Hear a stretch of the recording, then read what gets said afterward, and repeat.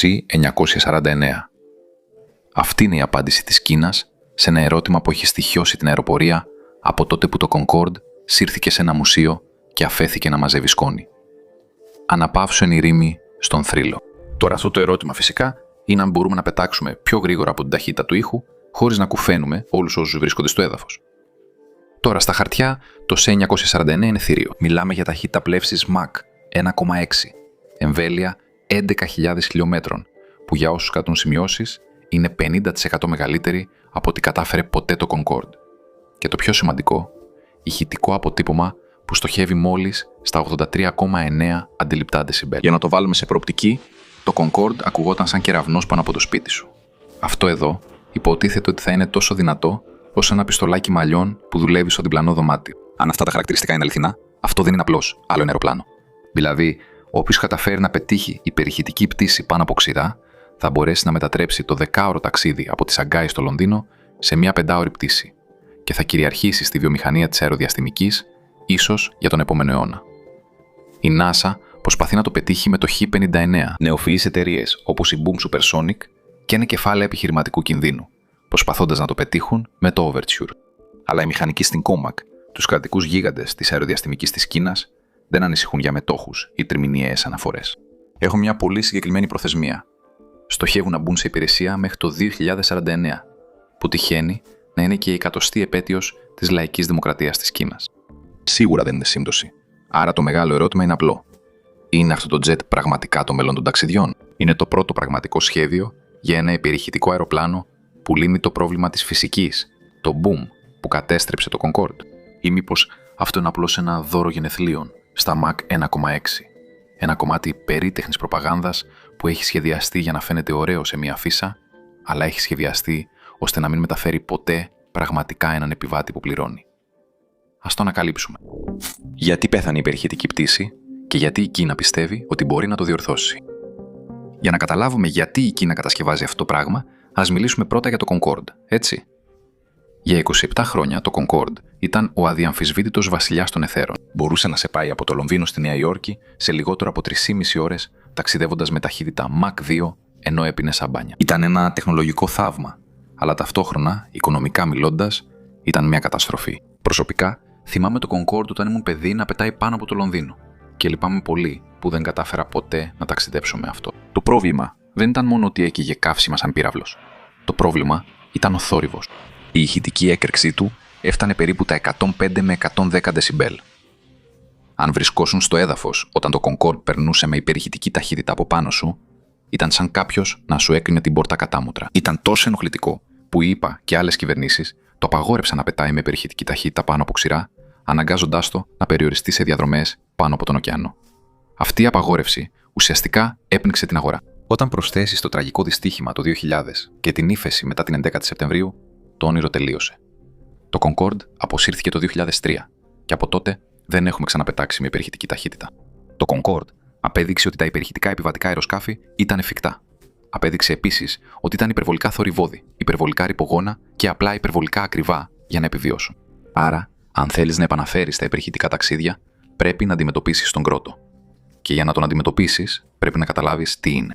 Βλέπεις, όταν ένα αεροπλάνο πετάει, σπρώχνει τον αέρα από τη θέση του. Κάτι που δημιουργεί αυτά τα κύματα πίεσης. Κάπως σαν τα κυματάκια που κάνει μια βάρκα στο νερό. Καθώς το αεροπλάνο αυξάνει ταχύτητα, αυτά τα κύματα δεν προλαβαίνουν να απομακρυνθούν αρκετά γρήγορα. Συσσωρεύονται μπροστά από το αεροσκάφος. Συμπιέζονται σε ένα μόνο βίαιο κύμα κρούσης που ονομάζεται κόνος Mach.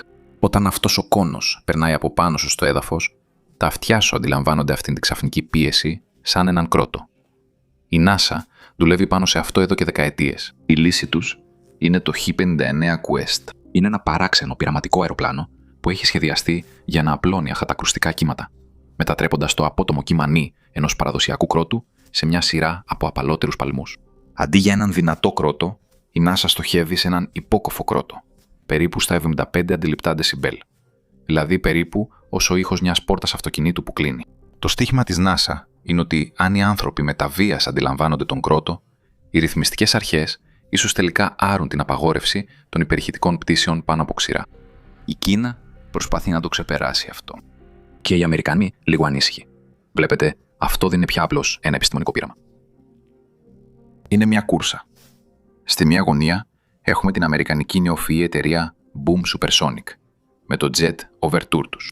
Υπόσχονται ταχύτητα Mach 1,7 για περίπου 64 επιβάτες, με στόχο τον ντεμπούτο προς τα τέλη της δεκαετίας του 2020. Βέβαια, στον κόσμο των αεροπορικών νεοφυών εταιριών, τα χρονοδιαγράμματα είναι πάντα ευέλικτα. Αν και θα ήταν πραγματικά φοβερό αν μπορούσαμε να πετάξουμε με υπερηχητική ταχύτητα μέχρι το τέλος της δεκαετίας. Θα αγόραζα ένα εισιτήριο. Στην άλλη πλευρά έχουμε το X-59 της NASA. Αλλά να θυμάστε, το X-59 δεν είναι επιβατικό αεροσκάφος. Είναι απλώς μια πλατφόρμα δοκιμών. Δεν πρόκειται ποτέ να μεταφέρει επιβάτη με εισιτήριο. Η μόνη του δουλειά είναι να παράγει δεδομένα για να πείσει την FAA να αλλάξει τους κανονισμούς. Και φυσικά υπάρχει και η Κίνα.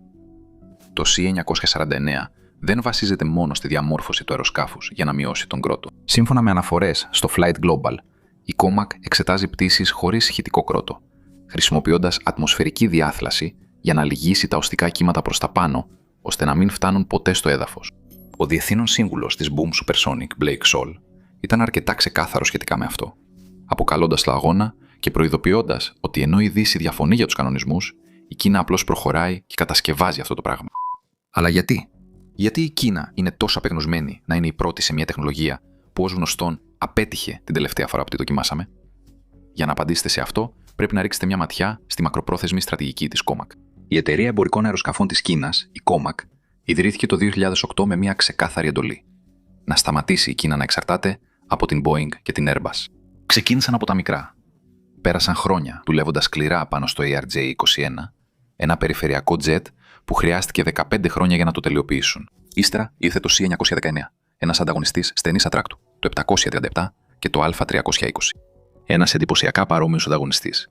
Πετάει τώρα, μεταφέροντας επιβάτες εντός της Κίνας, ακόμα και αν οι δυτικοί ρυθμιστές το κοιτάζουν ακόμα με κάποια καχυποψία. Επόμενο είναι το C929, ένα ευρείας ατράκτου αεροσκάφος μεγάλων αποστάσεων που η Κίνα αναπτύσσει πλέον μόνη της μετά την αποχώρηση της Ρωσίας από το πρόγραμμα.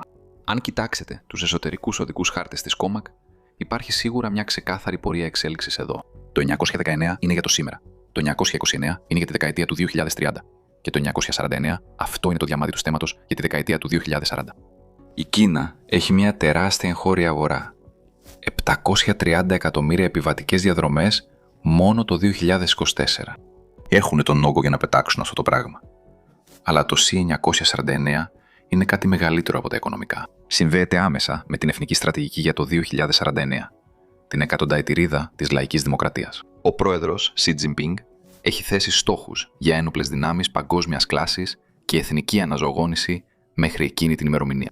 Αν είστε το Πεκίνο και θέλετε ένα συμβολικό έργο που να δείχνει «φτάσαμε» για το 2049 ένα εγχώριο υπερηχητικό αεροσκάφος, είναι ακριβώς εκεί, ψηλά, μαζί με βάσεις στη σελήνη και μαχητικά έκτης γενιάς. Είναι μια δήλωση ότι η Κίνα δεν αντιγράφει πλέον απλώς δυτική τεχνολογία. Βέβαια, το κάνει ακόμα. Το αεροπλάνο που μόλις αναφέραμε, το αντίγραφο του 737, το ξεπερνά όμως. Μέσα στο αθόρυβο υπερηχητικό τζετ. Εντάξει, ας αφαιρέσουμε το περίβλημα αυτού του πράγματος και ας δούμε τι προτείνει πραγματικά η COMAC. Αν αντιμετωπίσουμε τα διαρρεύσαντα έγγραφα και τις μελέτες ως ένα είδος διαφημιστικού φυλαδίου, το C949 είναι ένα τεχνολογικό θηρίο. Μιλάμε για μια μηχανή σχεδιασμένη να ταξιδεύει με ταχύτητα Mach 1,6 έως 1,7 σε υψόμετρο περίπου 16.000 μέτρων. Αυτό είναι πάνω από 52.000 πόδια, πολύ ψηλότερα από την κανονική εμπορική κίνηση. Αλλά το πραγματικό εντυπωσιακό στοιχείο εδώ είναι η αυτονομία του. Το C949 στοχεύει σε εμβέλεια 11.000 χιλιόμετρων. Το Concorde έφτανε περίπου στα 7.200. Αυτό το επιπλέον 50%. Αυτή είναι η διαφορά ανάμεσα στο να φτάνεις οριακά από το Λονδίνο στη Νέα Υόρκη και στο να πετάς άνετα από τη Σαγκάη στο Λος Άντζελες ή από το Πεκίνο στο Παρίσι χωρίς στάση. Από πλευράς διαστάσεων έχει μήκος περίπου 61 μέτρα και άνοιγμα φτερών 22,5 μέτρα. Έχει υπερβολικά λοξά φτερά χαμηλά, πρόστια πτερίγια ελέγχου, βέουρα στο πίσω μέρος και δύο κινητήρες τοποθετημένους πάνω από το πίσω μέρος της ατράκτου. Για να το φανταστείτε, πάρτε ένα Boeing 737, κάτι στο οποίο πιθανότατα έχετε πετάξει αρκετές φορές, ως το κλασικό αεροπλάνο μικρών αποστάσεων, και τεντώστε το μέχρι να μοιάζει με μια ασημένια ραπέρα. Αλλά στο εσωτερικό του δεν είναι γεμάτο με 200 άτομα. Ο βασικός σχεδιασμός προβλέπει μόνο 28 έως 48 θέσεις business class. Ακούγονται φήμες για μια μεγαλύτερη εκδοχή με 168 θέσεις. Τώρα, η ταχύτητα και η εμβέλεια είναι φανταστικές, αλλά δεν έχουν σημασία αν το αεροπλάνο είναι παράνομο να πετάει πάνω από ξηρά. Οπότε, πώς κάνεις ένα υπερηχητικό τζετ ήσυχο ή τουλάχιστον, ξέρεις, αρκετά ήσυχο? Λοιπόν, σύμφωνα με τα σχέδια, η COMAC ρίχνει όλη την αεροδυναμική τεχνογνωσία στο πρόβλημα. Πρώτα, έχουν χρησιμοποιήσει κάτι που ονομάζεται reverse chamber στην άτρακτο. Ουσιαστικά, αυτό που είναι ότι το μεσαίο τμήμα του αεροπλάνου είναι κύλο. Λυγίζει ελαφρώς προς τα μέσα. Αυτό το περίεργο σχήμα επηρεάζει το πώς σχηματίζονται και συνδυάζονται τα ακουστικά κύματα καθώς διατρέχουν το σώμα του αεροπλάνου. Και μετά υπάρχει η MIT. Είναι μια μακριά, αθόρυβη κονική αιχμή, σχεδιασμένη να διασπά το αρχικό κρουστικό κύμα σε πολλούς μικρότερους παλμούς. Στο πίσω μέρος υπάρχει μια διακριτική εξοχή κοντά στην ουρά και διαμορφωμένα καλύματα γύρω από τους κινητήρες. Τώρα, ο στόχος όλης αυτής της πολύπλοκης γεωμετρίας είναι να εμποδίσει τα κρουστικά κύματα να συγχωνευτούν σε εκείνο το μεγάλο κύμα νι που αναφέραμε νωρίτερα. Μπορείς να το σκεφτείς έτσι. Το μπαμ του Concorde ήταν σαν να ρίχνεις μια βαριά μπάλα του bowling στον αέρα. Το C-949 προσπαθεί να μετατρέψει αυτή την μπάλα του bowling σε μια μακριά αλυσίδα από μικρότερα βότσαλα. Και σύμφωνα με τις προσομοιώσεις τους, αυτό πραγματικά λειτουργεί. Τα προηγούμενα σχέδια παρήγαγαν ένα μπαμ πάνω από 105 δεσιμπέλ που είναι στην περιοχή του Concorde, αλλά με την αιχμή στη μύτη, την αντίστροφη καμπυλότητα και τις εξογκώματα στην ουρά, ισχυρίζονται ότι το έχουν μειώσει σε λιγότερο από 84 δεσιμπέλ στο έδαφος. Αυτό μας φέρνει στο μαγικό αριθμό του σεσουάρ. Αλλά το να διαμορφώσεις το μέταλλο, αυτό είναι μόνο η μισή μάχη. Το άλλο μισό περιλαμβάνει το να ξεγελάσεις την ίδια την ατμόσφαιρα. Το C-949 έχει σχεδιαστεί για να εκμεταλλεύεται ένα φαινόμενο που ονομάζεται Mach Cutoff. Ακούγεται σαν να είναι από το Top Gun, αλλά στην πραγματικότητα είναι απλώς διάθλαση. Ο ήχος ταξιδεύει πιο γρήγορα σε ζεστό αέρα παρά σε κρύο αέρα. Συνήθως, ο αέρας κοντά στο έδαφος είναι πιο ζεστός από τον αέρα στα 50.000 πόδια. Καθώς το οστικό κύμα κατεβαίνει από το αεροπλάνο, συναντά αυτόν τον πιο ζεστό αέρα και λυγίζει. Διαθλάται προς τα πάνω. Αν πετάξεις με τη σωστή ταχύτητα και στο σωστό υψόμετρο, μπορείς να κάνεις τα οστικά κύματα να καμπυλώσουν τόσο πολύ, που κυριολεκτικά να μην φτάνουν ποτέ στο έδαφος. Δημιουργούν μια ζώνη σκιάς κάτω από το αεροσκάφος. Η ιδέα της COMAC αναφέρει ρητά τη χρήση αυτού για μια πτήση χωρίς ηχητικό κρότο μεταξύ Mach 1,1 και 1,7. Η NASA γνωρίζει ότι η φυσική λειτουργεί. Η Boom Supersonic το έχει δοκιμάσει. Το C-949 προσπαθεί να κάνει και τα δύο. Να αναδιαμορφώσει τον ηχητικό κρότο μηχανικά και να κρύψει ό,τι απομένει στην ανώτερη ατμόσφαιρα. Τώρα φυσικά, το να διατηρήσει ένα αεροπλάνο ισορροπημένο ενώ εκτελεί αυτά τα αεροδυναμικά κόλπα απαιτεί αρκετά ακραία μέτρα. Το C-949 είναι ουσιαστικά κάτι σαν υπτάμενη δεξαμενή καυσίμων. Διαθέτει 7 ξεχωριστές δεξαμενές κατανεμημένες στα φτερά και την άτρακτο, που χωρούν περίπου 42.000 κιλά καυσίμων. Κατά τη διάρκεια της πτήσης, το αεροπλάνο πρέπει να αντλεί αυτό το καύσιμο μπρος-πίσω για να διαχειρίζεται το κέντρο βάρους του. Σε χαμηλές ταχύτητες θέλεις το βάρος μπροστά για αυξημένη σταθερότητα. Αλλά στα Mach 1,7 το θέλεις μετατοπισμένο προς τα πίσω για αποδοτικότητα. Για να διατηρηθούν τα πράγματα σταθερά, η COMAC βασίζεται σε ένα σύστημα fly-by-wire που λειτουργεί με τεχνητή νοημοσύνη. Το λογισμικό ελέγχου ρυθμίζει τα πτερίγια και τα κανάρντ έως και 100 φορές το δευτερόλεπτο για να αντιμετωπίσει τη μη γραμμική αεροδυναμική. Και μετά φτάνουμε στους κινητήρες. Και αυτό είναι ένα μεγάλο άγνωστο προς το παρόν. Βλέπετε, το σχέδιο προβλέπει 2 στρογγυλοανεμιστήρες με προσαρμοζόμενο κύκλο. Αυτοί είναι κινητήρες που μπορούν να αλλάξουν την εσωτερική γεωμετρία ροής αέρα κατά τη διάρκεια της πτήσης. Διαθέτουν λειτουργία οικονομίας για αποδοτική πλεύση και λειτουργία μειωμένου ηχητικού κρότου για μείωση της ταχύτητας των καυσαερίων. Στα χαρτιά, το C-949 έχει τον τέλειο κημηπήρα. Στον πραγματικό κόσμο δεν υπάρχει ακόμα. Η Κίνα δουλεύει σκληρά για να παράγει μαζικά έναν τυπικό υποηχητικό κημητήρα, τον CJ-1000α, ώστε να αντικαταστήσει τους δυτικούς κινητήρες στο C-919. Το να περάσεις από το να δυσκολεύεσαι να αντιγράψεις έναν στρογγυλοανεμιστήρα της δεκαετίας του 80 στο να κατασκευάσεις τον πρώτο εμπορικό υπερηχητικό κινητήρα με προσαρμοστικό κύκλο στον κόσμο είναι τεράστιο άλμα. Αλλά αν κάποιος πρόκειται να κάνει αυτό το άλμα, αυτή θα είναι η Κίνα. Έτσι δεν είναι? Οι άνθρωποι πίσω από αυτή τη μελέτη δεν δέχονται το όχι ως απάντηση. Ο επικεφαλής αεροδυναμιστής είναι ένας τύπος που ονομάζεται Gu Daiwei, ένας βραβευμένος μηχανικός στην COMAC. Υποστηρίζεται από ένα τεράστιο οικοσύστημα έρευνας που προέρχεται από το Northwestern Polytechnic University και την AVIC. Έχουν δημοσιεύσει δεκάδες εργασίες για τον αντίστροφο σχεδιασμό και την παρεμβολή κυμάτων. Για τον Gu και τους συναδέλφους του, αυτό δεν είναι απλώς μια ακαδημαϊκή άσκηση. Το άρθρο τους κυριολεκτικά καταλήγει λέγοντας ότι ο νικητής θα καθορίσει την εξέλιξη του 21ου αιώνα.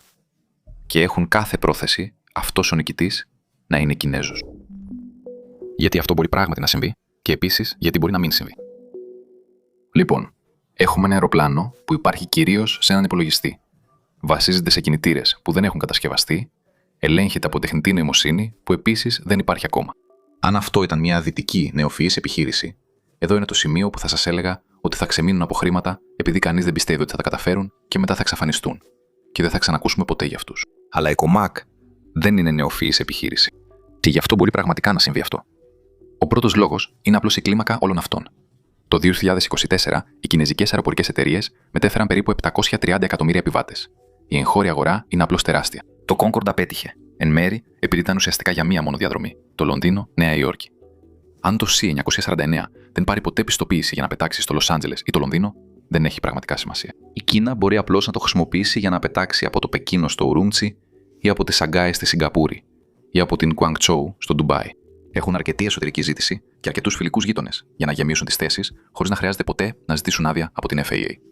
Και μετά υπάρχουν τα χρήματα. Αυτό το έργο είναι στενά συνδεδεμένο με τον οδικό χάρτη Made in China 2025 και τη στρατηγική της CAAC για το 2050. Ο στόχος είναι να δημιουργηθούν αεροπορικοί κόμβοι παγκόσμιας κλάσης μέχρι τα μέσα του αιώνα. Και αν είστε διατεθειμένοι να επιδοτείτε κάτι για 30 χρόνια, επειδή προσφέρει μια εξαιρετική ευκαιρία για φωτογραφία στα εκατοστά γενέθλια της χώρας, οι συνηθισμένοι οικονομικοί λογικοί κάπως παύουν να έχουν σημασία. Το δεύτερο πλεονέκτημα που έχει η Κίνα είναι η ρυθμιστική ελευθερία.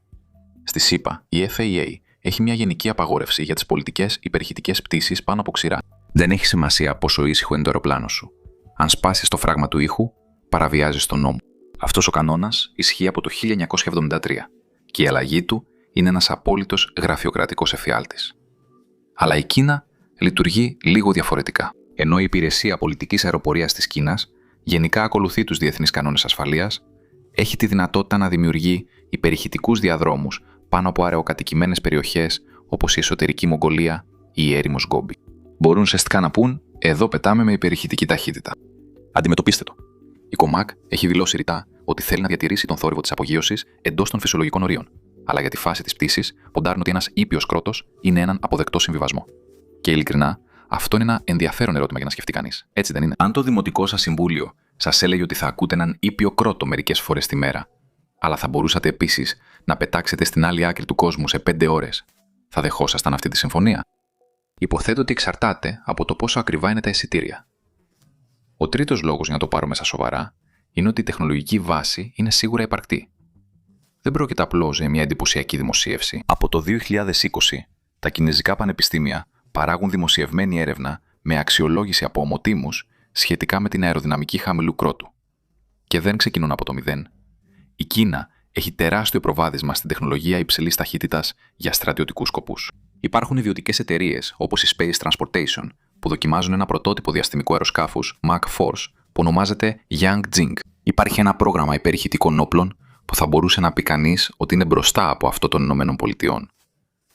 Διαθέτεται τις ίδιες αεροσύραγγες και εργαλεία CFD που χρησιμοποιούνται για το σχεδιασμό υπερηχητικών οχημάτων ολίσθησης για το στρατό, τα οποία είναι πολύ χρήσιμα αν ξαφνικά αποφασίσετε ότι θέλετε να δοκιμάσετε ένα υπερηχητικό jet. Ωστόσο, πριν αρχίσουμε όλοι να κρατάμε τα εισιτήριά μας για τη Σαγκάη, πρέπει να δούμε τις τεράστιες κόκκινες σημαίες που ανεμίζουν μανιωδώς πάνω από αυτό το έργο, γιατί είναι πολλές. Και δεν είναι κινεζικές σημαίες. Πρώτα, η φυσική.